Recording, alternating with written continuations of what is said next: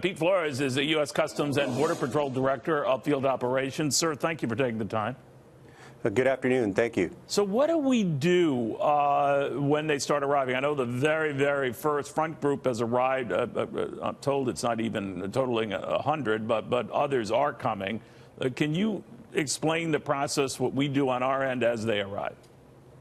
So Customs and Border Protection is responsible for securing our borders, making sure they are safe for use, especially at our ports of entry. So under Operation Secure Line, we have partnered with DOD to ensure we are addressing any potential vulnerabilities at our borders, and to ensure maximum control of our ports of entry. So as we expect the migrants to arrive, particularly in Tijuana in masses, we have an organized and formalized process on how we intake individuals at our ports of entry legitimately. Part of that process includes the acceptance of asylum seekers as they come through the port of entry. So what the expectation is that we will have, that process is in place, and the caravan will use that process in order to request asylum if that's what they choose to do.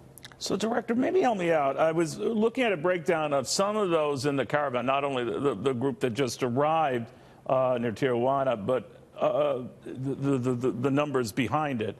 Many are Hondurans. They're escaping what they claim to be gang violence that threatened their lives and their families' lives. In the case of Nicaraguans, there's been a political crackdown in that country, so they're escaping. Again, something they say is for their lives. Guatemalans, it just seems to be more focused on the abject poverty in that country that's deteriorated rapidly over just the last year. So do any of those cases meet the technical definition of asylum? And then how do you prove that? I think an imminent threat to your life or if your family's been targeted is one thing. Generically escaping a country because it's poor is another, right? So what do you do? So I would echo the comments made by our Secretary and our Commissioner that the caravan and the members of the caravan have been provided, Mexico has provided for an asylum process for them in Mexico. They've also provided opportunities for employment to them. So if individuals in this caravan are economic migrants, they have been given the opportunity to have a safe place, to have opportunity for employment.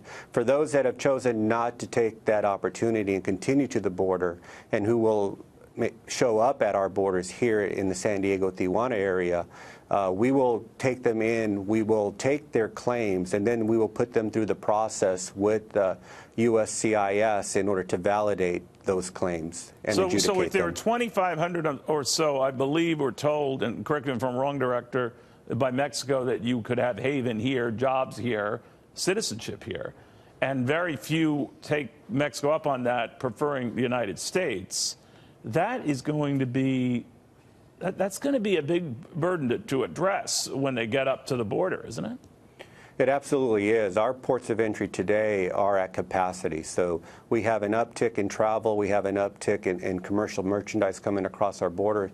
We have an uptick of enforcement in what we're seeing in opioids, methamphetamines, and dealing with those type of normal enforcement concerns that we have to adjudicate every single day. To add on the asylum process and this administrative process on top at our ports of entry will significantly impact what our ability is to process those. In San Diego, we have a queuing process today, queue management process on how we handle asylum seekers today. Because of the impact we're already seeing at our ports of entry and the capacity concerns we have with being able to process and hold individuals until we can put them into the asylum process. All right. Pete Flores, thank you very much.